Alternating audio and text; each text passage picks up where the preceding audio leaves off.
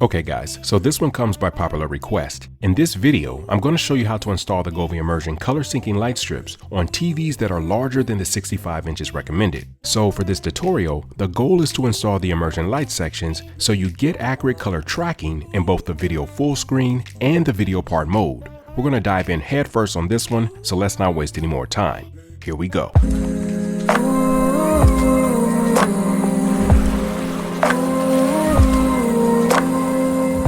Step 1. Unroll the immersion light strip and locate the section that's designed to be installed across the top portion of your TV.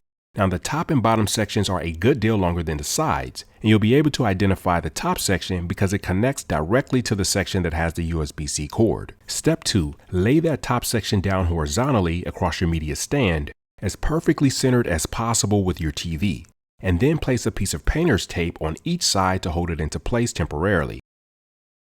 Then, lay each corresponding side section onto the media stand as well, but in the vertical position, as you would when installing them on the back of your TV, and then add a little bit of tape there as well. The point of this exercise is to gauge how far away from the edges you'll need to install the side sections behind your TV. Take a ruler, start at the corner of your TV, and measure that distance between the edge of your TV and the side section on each side. The distance for my 75-inch TV is roughly 8 inches on each side. So now we know how far inward we'll need to install the side sections on the back of the TV. Now when it comes to the top and bottom sections, if you divide that number by 3.2, this will give you the approximate measurement for how far from the edges you'll need to install the top and bottom sections. So for my 75-inch TV, the ideal distance on top and bottom would be about 2.5 inches for a total of 5 inches combined. But because of the position of the vents on the upper portion of my TV, I couldn't install the top section precisely at 2.5 inches.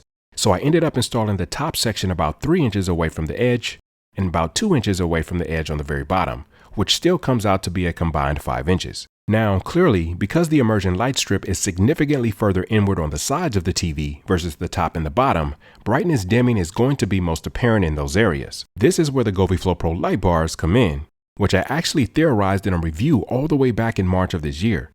I installed the light bars on each side of the TV using the calibration video shown to obtain the precise center points, and I even used the very same camera hack as I did back in my office for a clean and seamless look. If you haven't already seen this awesome video on concealing your camera already, I'll drop a link in the description. Definitely check that out. If you have seen this video already and you're wondering why I'm not using polished stones, that's because the height of this media stand in this room is only 23 inches versus 36 inches back in my office. And on top of that, I've got a 1-year-old and a 3-year-old that spend a ton of time in this room. So the last thing I want is them chucking them at each other, or even worse, putting the stones inside their mouth. Now, if the lower brightness on the sides of the TV doesn't really bother you all that much, then don't even worry about pairing up the bars with the immersion. But I will say if you're planning on installing the immersion on an 80-inch TV or anything beyond that, you'll definitely want to consider getting the immersion light strips some help. While this immersion hack does work, and will allow you to enjoy the Govee Immersion experience for TVs larger than 65 inches, the fact of the matter is that we really shouldn't have to go through such lengths. Govee should be offering larger kit sizes for 80-inch TVs at the very least.